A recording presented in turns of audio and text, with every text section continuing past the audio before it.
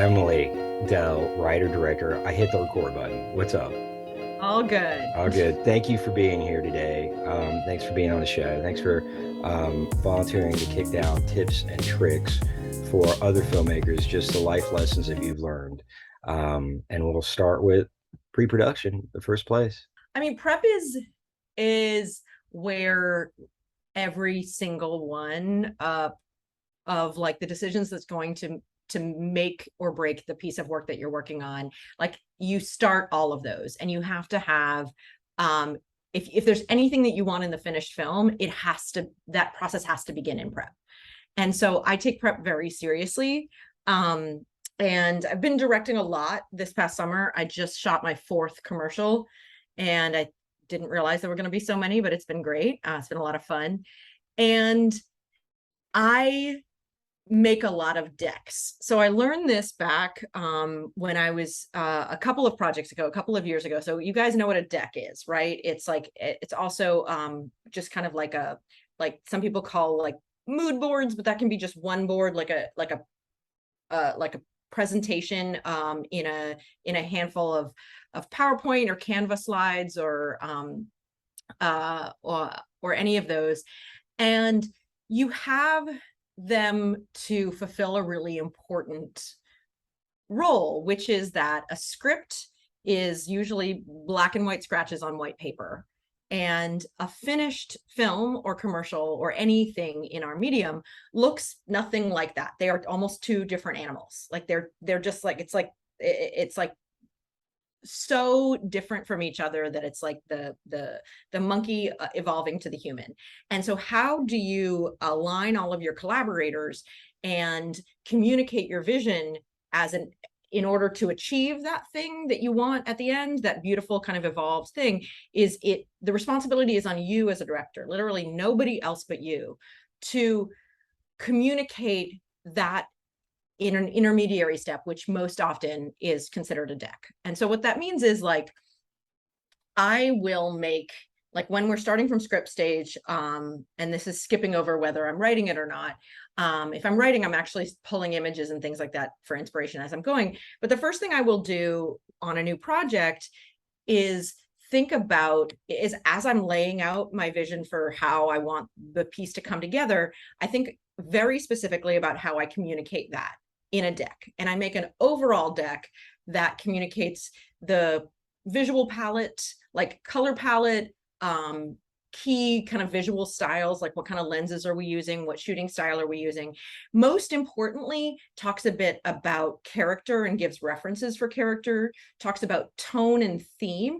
Tone being, you have a lot of help in production on every single department. You have people who will help you with the lighting, who, if you just say like, go make it look good, they can do that. They can do that for makeup and all this stuff.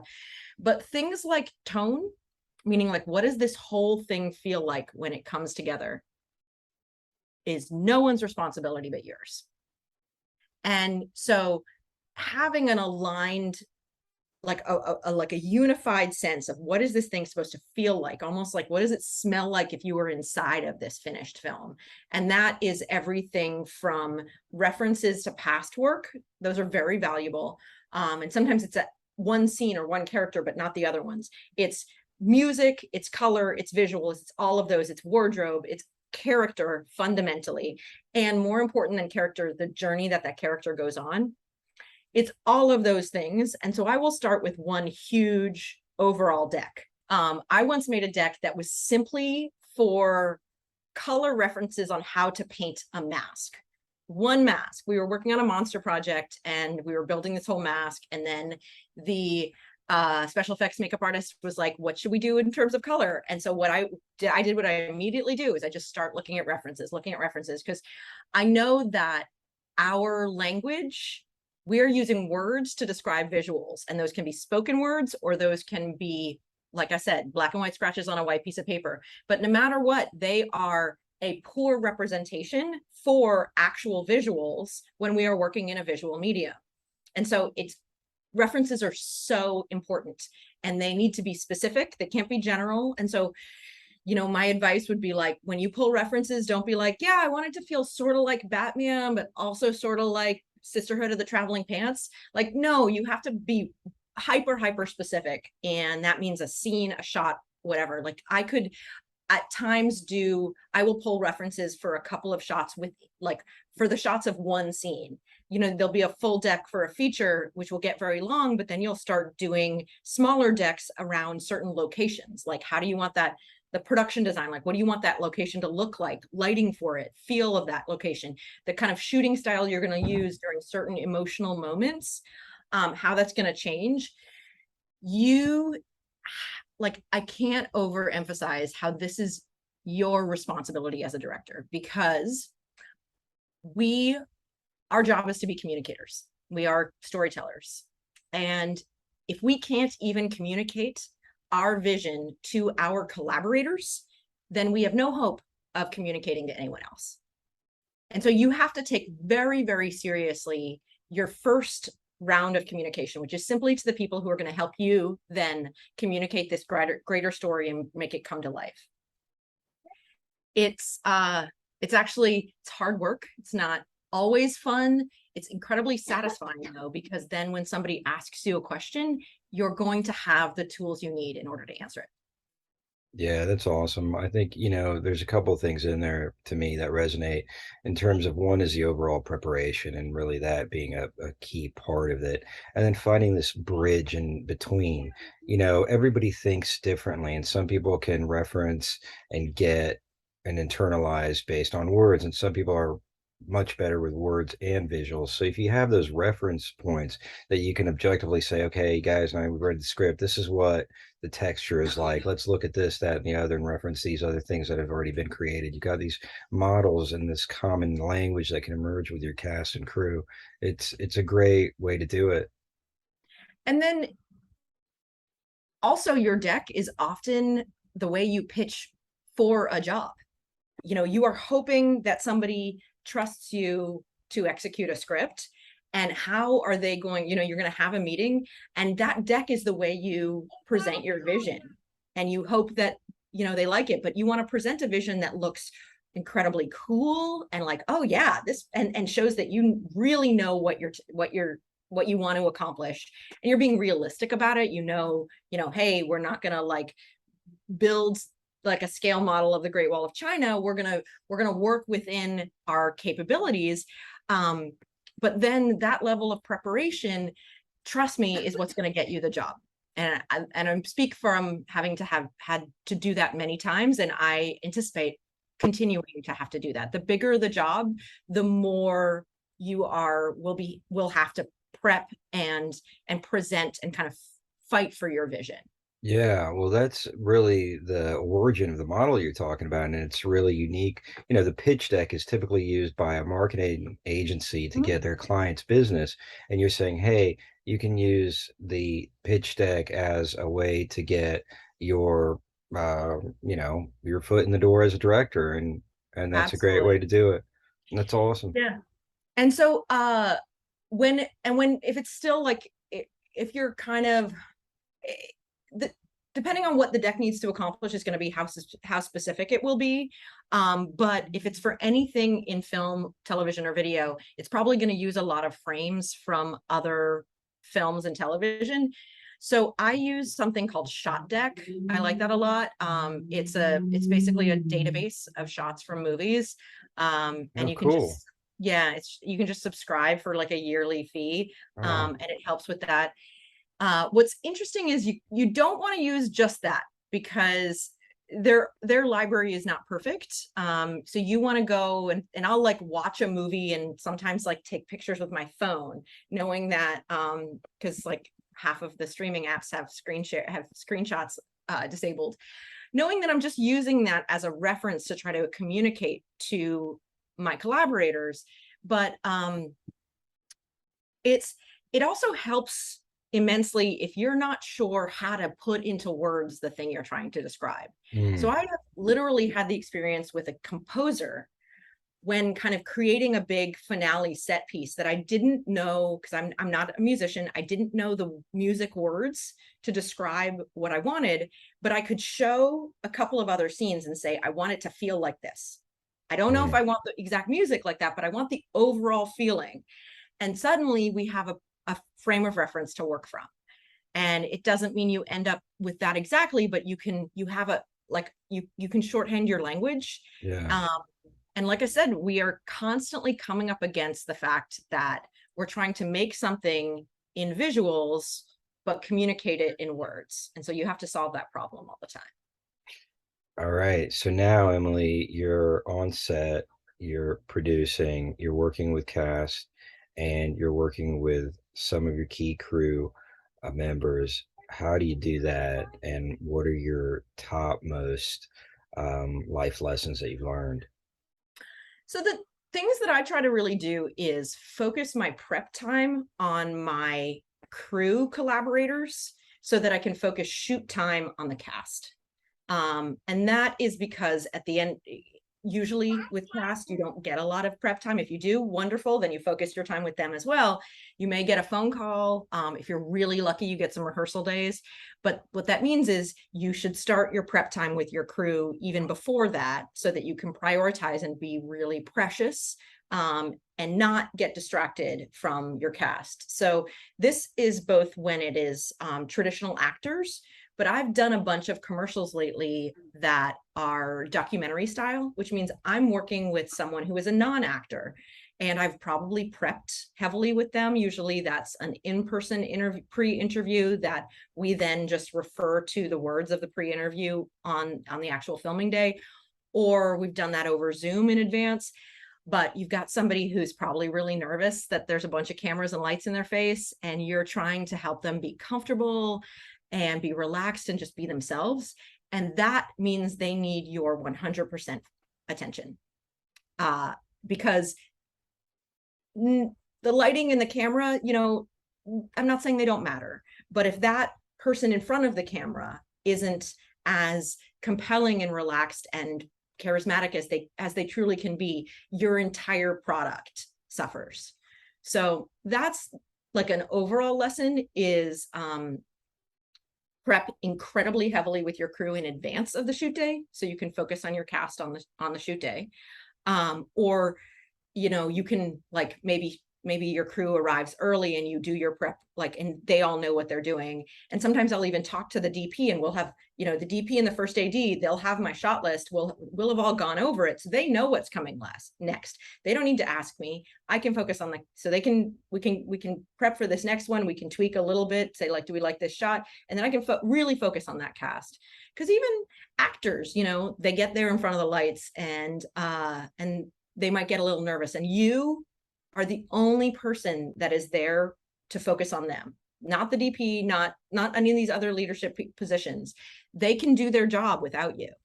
The actors cannot do their job without you, and the talent cannot do its job without you.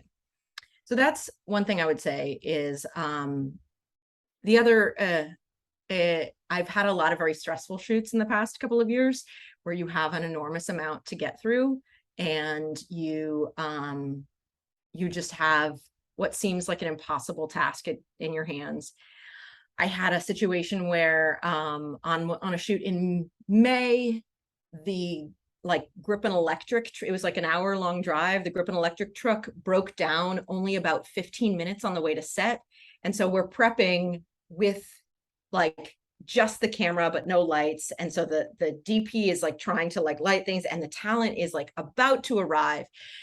And very stressful. And what I had to do was not only trust my collaborators that when the Grip and Electric truck got there, everything would be put into place very quickly because we had a plan in place. We had done our prep, we had scouted, but then I had to not let that stress be apparent to my cast members, because the entire tone of the set trickles down from the top. And that means, well, on a small set, the tone of the set, it can be affected by anyone. And so that means it's also your responsibility as kind of a good manager of people is to always present the kind of positivity and optimism that you want in your collaborators. But I spend a lot of time not showing stress, not allowing myself to yeah, you're going to sweat a little because maybe it's hot under those lights, but understand that, it's up to you to solve the problem. It's up to you to keep people calm. It's up to you to, you are never, ever allowed to freak out. Literally never, never. You can freak out once you call wrap and you go in, and I've done this, and you go off in another room and you take a moment for yourself, but you cannot do it in front of anyone, simply because, and this isn't, I'm not trying to say that this is like a gendered thing of like how women are judged differently, which we are, but it also just like you have people relying on you, and any leader has to focus on the people who are relying on them more than themselves. Yeah, that's super critical. And in teams and collaborative teams, it's often referred to as creating psychological safety, and that being, a really preeminent place for people to relax and to be able to perform. Yeah, that's a great way to put it, because for an actor, what we find compelling in a performance is that window into their vulnerability. So obviously they have to feel safe, that, you have, that you're going to make them look good. You're not going to make them look stupid, like that they're going to be protected and all of that. And then, like I said, I've done a bunch of docu stuff recently. And so these are non-actors who have some truth that is really important for the story that you're telling. And maybe they have, and this happens with me, because like I said, I'll do these pre-interviews and we're over Zoom or we're in person, and it's just two people talking, and they'll share that truth with me. Well, it's easier to do that in that private way than it is, in front of the lights and the cameras, but I still need that moment of honest human connection. And so if I have to, tell a joke, a self-deprecating thing, if I have to show them like, that I'm failing a little bit so that they relax, like I'll do whatever it takes. I've literally like done a dance to try to make somebody laugh. You get a little silly, but in that moment, like I said, I have to be focusing 100% on that person in front of the camera, doing whatever it takes to make them feel natural and to make them come across in the way that we want for this product. And nothing else matters in that moment. And so that's why I really can't allow anything else to stress me out. I have to trust my collaborators. I can't be thinking about, the next shot, the next scene, even though you are a little bit, but they will be able to tell if you look away, or if you're trying to rush them, or you're trying to, you're just not going to get the product that you want. So Yeah. it's this balancing game as a director, where you have to simultaneously be looking at the whole and like all of the things you need to accomplish, while being hyper focused on the immediate present right in front of you. Yeah, I love that. Yeah, it's a balancing game. Very true.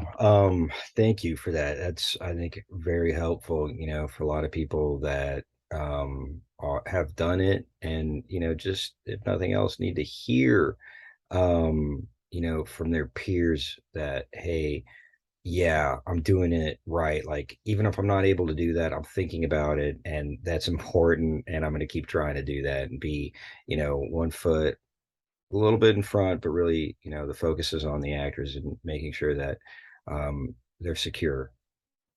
Yeah, and that can also apply for whatever it is that's in front of your lens, because ultimately, um, what's in front of your lens is the story that you're telling. And so while I have not done a lot of like work with puppies and kittens, like I'm sure that you have to give them your full focus in the same way. You can't be often looking at the, focusing on the lights and the cameras. What matters is the story that you're telling. So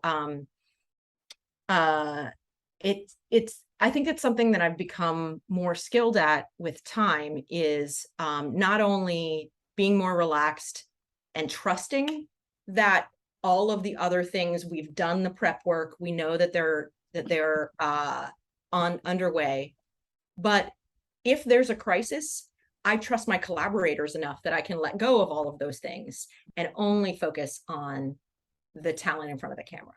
Yeah. Cool. Thank you, Emily. I mean, Now, literally, like yeah. you could have like all of your lights could fail, all of your cameras could fail, and you shoot it on a phone. And if you have a great story in front of the lens, it's still going to be compelling. Yeah. Now we're in post, Mhm. and we've got a ton of footage, and we're panicking. Well, I Rarely or panic in post not. Okay. because I Talk to love me. Yeah. I love it.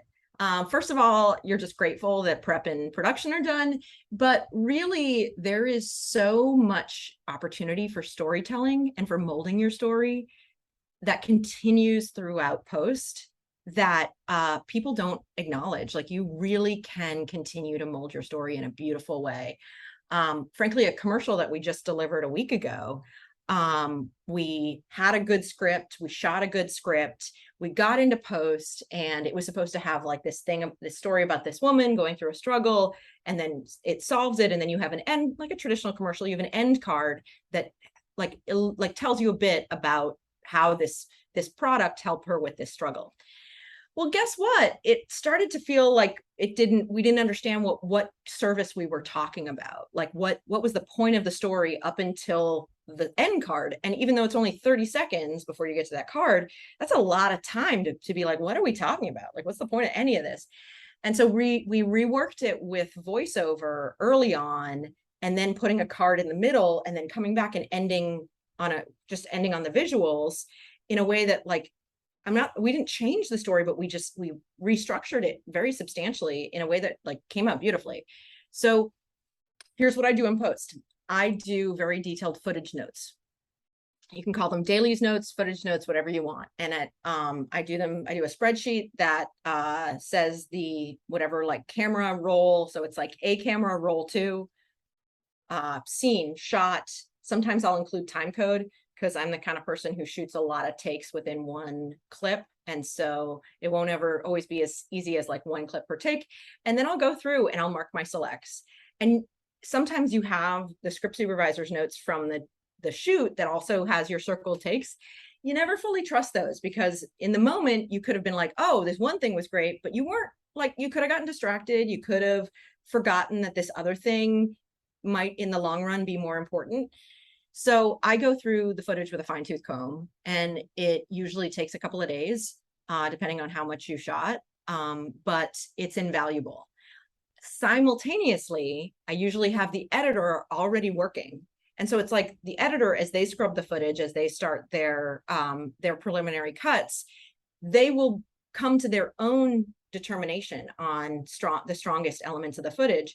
But it's useful for us both to have this feedback. And then when we start working together on successive cuts, because I usually let the editor do the first cut themselves, because I trust, I also want to see what their creative vision takes. More brains are better. And so then we have the footage notes so that if I want to say, you know what, I think we might have a better version of that line or a different version that would help us cut to this other place. It's like you have this reference encyclopedia that is always there as a really helpful asset. You need to know your footage inside out, because your footage is the pieces of the mosaic that you put together to become the final product. Don't just leave it up to your editor to know it all. It's that is folly. Even if and I will say it can sometimes be a little painful to watch your footage, because you can notice the things that you wish you had done better. You can feel a little embarrassed. That is true. But that's a situation where if you have the title director after your name, it's time to put your big boy or big girl pants on and do your job. Yeah, for sure. I think that's great. Whenever you watch yourself in any context, and you certainly learn and you have that create that objectivity. And like you said, I really like going through the footage and having the director already start. So that's a cool kind of way to move forward with that process. I think it's great. Emily, thank you so much. Any parting words? Or have you said it all? You may have. I mean, I said it all, but like the Yeah. thing that's fresh in my head, because I did a couple of these shoots that were very elaborate with not enough time this summer, is just like, don't panic. Every problem is solvable as long as people are still alive. Every problem is solvable. I think that's beautiful. Every problem is solvable. Emily Dell, writer director, thank you so much for being on the show. Appreciate it. My pleasure. Have a great day. Until next time. Bye.